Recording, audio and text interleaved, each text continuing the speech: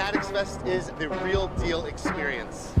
Oh my God, Jake Paul, the kids love him. And then you have the legend Mike Tyson. I got Jake Paul knocking him out. I love Mike Tyson. He's got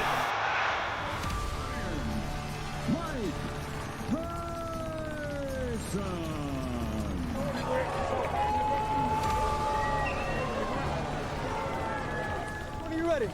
What? And we've had an accidental headbutt. I heard Jake Paul seems pretty relaxed. okay, because I'm like, you can't run in this. I don't want any more of this. Mike. The highly anticipated Mike vs. Jake showdown, originally set for November 15th, took place unexpectedly on November 7th at AT&T Stadium. Netflix, always keeping fans on their toes, treated this like a scripted drama, keeping the fight under wraps until the last minute.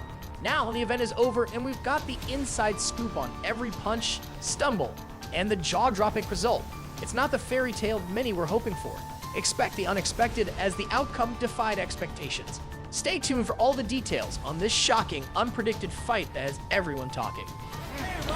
And we've had an accidental headbutt. I heard Jake Paul seems pretty relaxed. Okay, because I'm like, you can't run in this.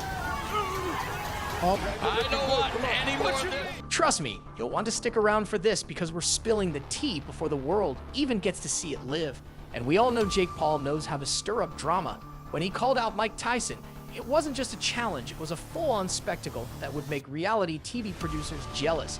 Jake didn't casually invite Tyson for a sparring match. He launched his social media blitz, amping up the hype and convincing his millions of devoted followers that he could actually take down one of the most dangerous heavyweight champions in history. Love him or hate him, Jake Paul knows how to create content, and this showdown was no exception. You took it. I knew I hit you with a good shot. You took it. You took it. I'm a game Respect, hey, I respect that. While Jake was flooding our feeds with relentless self-promotion, Tyson's camp was quietly spreading a very different story. This wasn't just the typical he's training hard talk. These were rumors that could send shivers down your spine. At 58, Tyson was training with the intensity of someone half his age.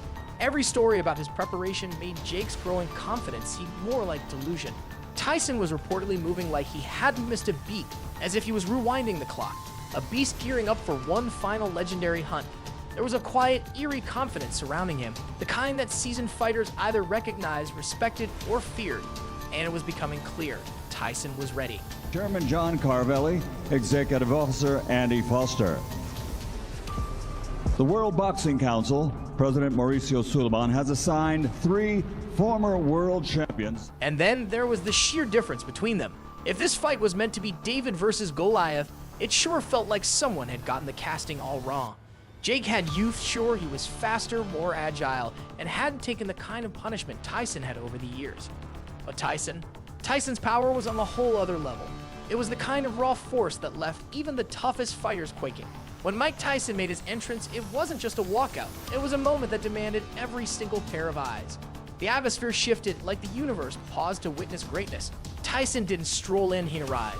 And when he did, you felt it in your bones. The crowd exploded into a roar so deafening, you'd think the stadium was about to collapse under the weight of admiration and pure awe. This wasn't just another fight night. It was Mike Tyson stepping back into the spotlight. For a split second, time bent backward to his glory days. The energy in the arena was wild, like a chaotic hurricane of emotions.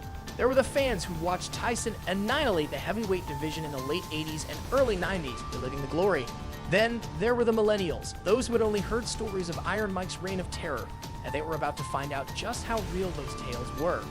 And of course, the Jake Paul superfans, fueled by social media hype, holding on to the hope that their hero might pull off another miracle.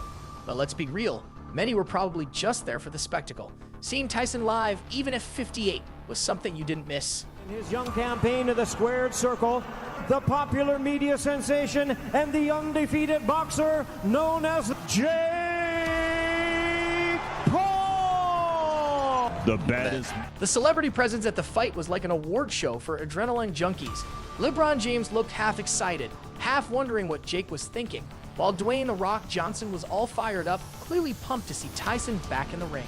Then there were the influencers, TikTok stars, and YouTubers, there to cheer on Jake, creating a bizarre clash of old-school boxing royalty and new-age internet fame. It was an odd mix, but somehow it worked. Jake's fans genuinely believed he could shock the world, but you could see the doubt in some of their eyes. Nervous glances and forced enthusiasm revealed a different story. They knew this was a whole different level than Jake's usual YouTube challenges. And we've had an accidental headbutt. I heard Jake Paul seems pretty relaxed. Okay, because I'm like, well, you came running this. I know what. Then things took a turn.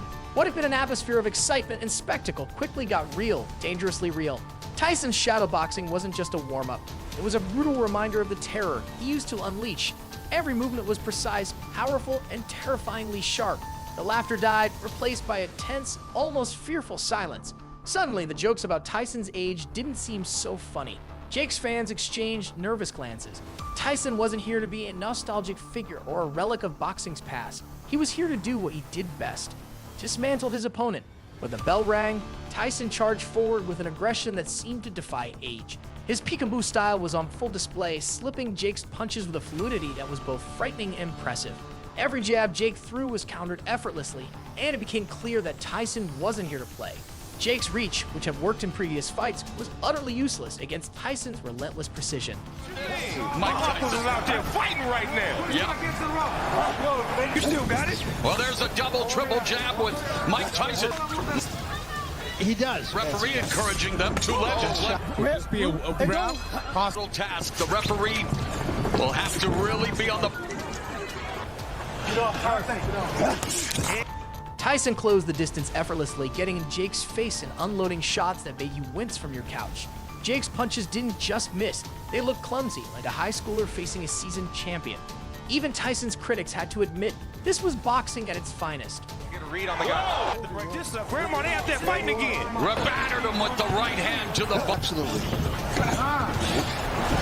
Mike Tyson picking off. Hey, man. Liver and upstairs with that. Jake lay sprawled on the canvas, a crumpled reminder of the gap between true boxing greatness and social media hype. The camera zoomed in, capturing the moment that would haunt him forever. Laid out, humble, and defeated by a man twice his age, but still twice as dangerous. For Tyson, this victory was more than just a win. It was a statement. He wasn't some washed-up fighter cashing in on a payday. He was Mike Tyson, a legend whose name commands fear and respect. Standing over Jake's defeated form, Tyson reminded the world that real greatness doesn't fade.